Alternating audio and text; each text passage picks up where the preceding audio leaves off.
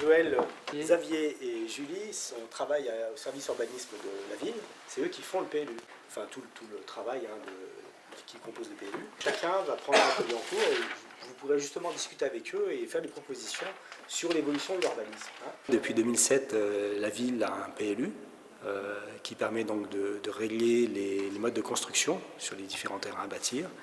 Or, il a fallu réviser ce document d'urbanisme, puisque les lois Grenelle et les lois Allure imposent maintenant de nouvelles réglementations. Donc il s'agit à travers ces ateliers de partager avec l'ensemble des habitants de Limoges, enfin en tous les cas ceux qui ont bien voulu venir dans le cadre de ces ateliers, de réfléchir ensemble quelles étaient les possibilités d'harmoniser on va dire le cadre vert, la ville à la campagne et les nouvelles constructions possibles à travers ces règlements. Il faudrait qu'on fasse 3 groupes.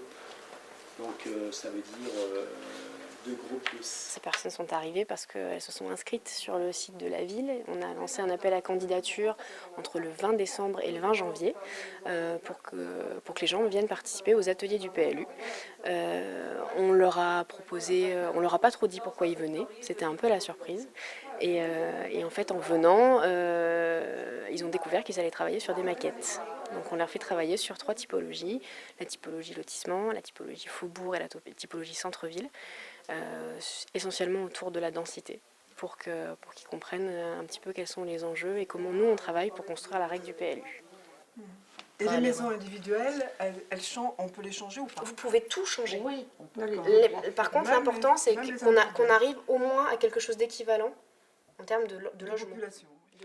Par petits groupes, on va pouvoir donc travailler tous ensemble et puis jouer avec des Legos pour voir de quelle manière on peut justement construire, agrandir, pourquoi pas démolir et aussi adapter aussi l'espace paysager à l'ensemble de ces lotissements.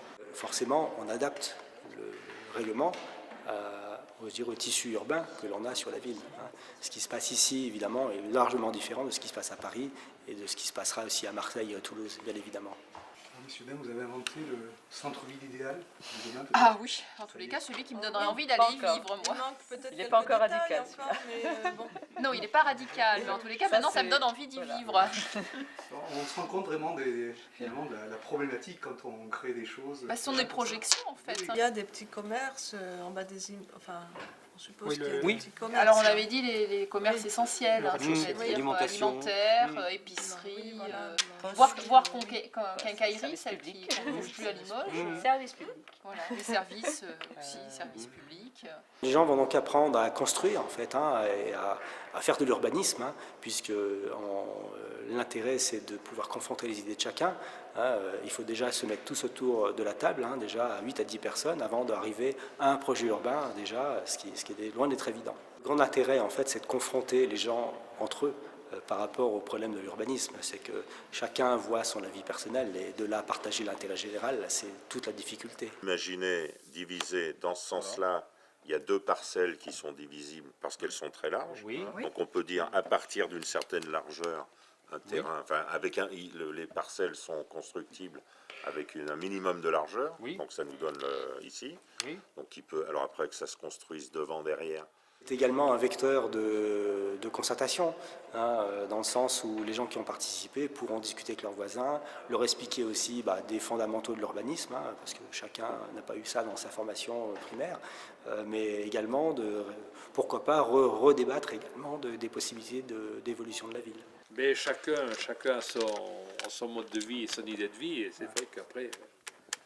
On s'aperçoit des contraintes qu'ont ces messieurs dans leur bureau aussi. Tenir compte des avis de tout le monde, c'est pas simple aussi. Non. Même des fois, c'est insoluble. On ne peut pas les faire travailler sur toutes les thématiques sur lesquelles nous on travaille parce que ça prendrait des années. Mais pendant 1 heure ou 2, effectivement, on leur laisse le crayon et on leur dit voilà quelles sont nos contraintes. Bonne chance.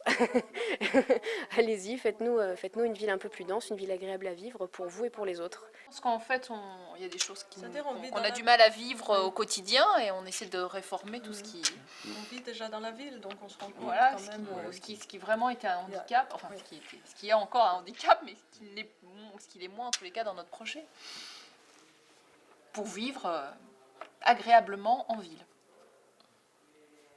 Alors à la fois au point de vue de l'habitant et de celui qui qui accèdent à la ville.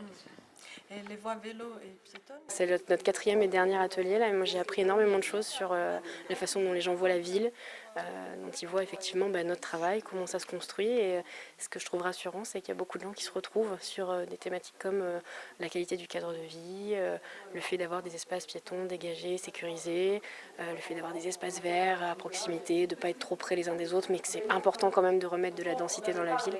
Et ça répond bien au projet qui est en train de se mettre en place. Suite de ces ateliers, déjà tout le monde va recevoir un compte-rendu des 4 ateliers, donc tout le monde va pouvoir voir le travail des autres, parce qu'on a toujours des projets différents, donc c'est très très intéressant.